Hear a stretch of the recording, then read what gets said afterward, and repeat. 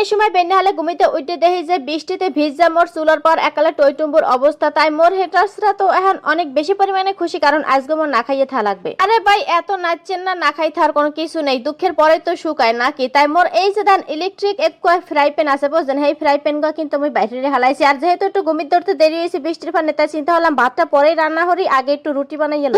এত আবার রুটি না, এর তো আবার চাপটি কয়। তাই মোর এই ছোট্ট ইলেকট্রিক ফ্রাই প্যানটা বুঝছেন বেশি এটা ব্যবহার করা হয় না। দেখেন কি সুন্দর গরম হয়ে একালে আদ দিয়ে কিন্তু লিপে লিপে দিয়ে দিলাম, আর ধোয়া উঠতে আছে।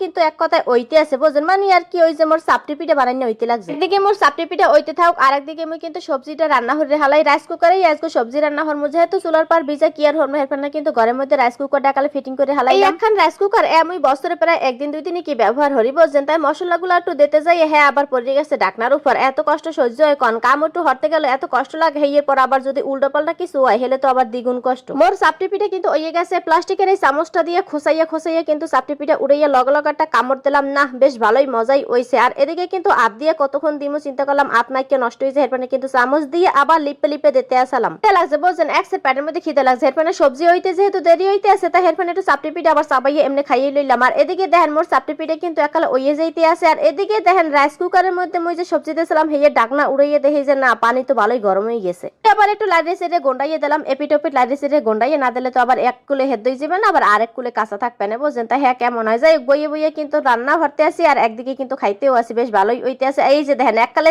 জালি জালি কিন্তু মোর চাপটি পিঠা হইছে। আর ওই যে সবজির পানি হ্যাঁ কিন্তু পুরো গরম হয়ে গেছে। এক কথায় রাইস কুকারের মধ্যে কিন্তু মোর সবজিটা একালে টকবক হয়ে ফুটতে আসলে বুঝছেন। হ্যাঁ পর একটু লাড়াচাড়া দিয়ে দিলাম। এখন কিন্তু ফাইনালি মোর এবার এককালে সবজি এপিটোপিট সকল কিছু যেহেতু হেদ হয়ে গেছে, তাই লাইডে সেটে গন্ডাই একটু মাখা জোখা করে লইলাম।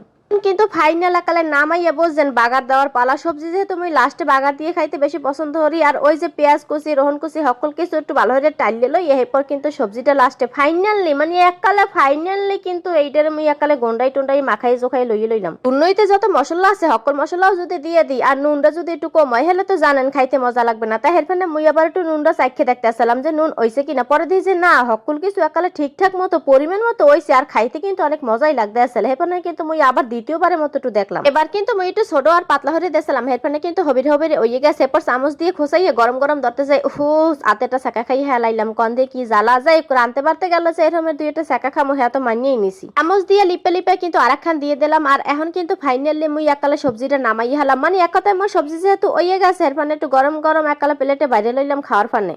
এটার্স গো উদ্দেশ্যে কই এক ফির একটু চিন্তা করে দেখেন তো, বাইরে টিপ টিপ টিপ টিপ ঝমঝম ঝমঝম হইয়া বৃষ্টি হইতে আছে, আর মুই ঘরের মধ্যে বই এই রুমের সবজি আর চাপটি ঘরের মধ্যে বই বানাইয়া খাইতে আছে। এর চেয়ে খুশি আর আনন্দ কি হইতে পারে মোর দ্বারা, কিছুই না। এই কথা কইতে মুই মোর হেটার্স গো সবসময় একটু আনন্দ বিনোদন দিতে বেশি পছন্দ করি, যাতে হেরা মোর চুলার পাটা দেখে অনেক বেশি আনন্দ করতে পারে আর সমালোচনা করতে পারে। আরে ভাই এত সমালোচনা করার কিছুই নেই, দুঃখের পরে তো সুখ হয়, এটাই স্বাভাবিক নাকি।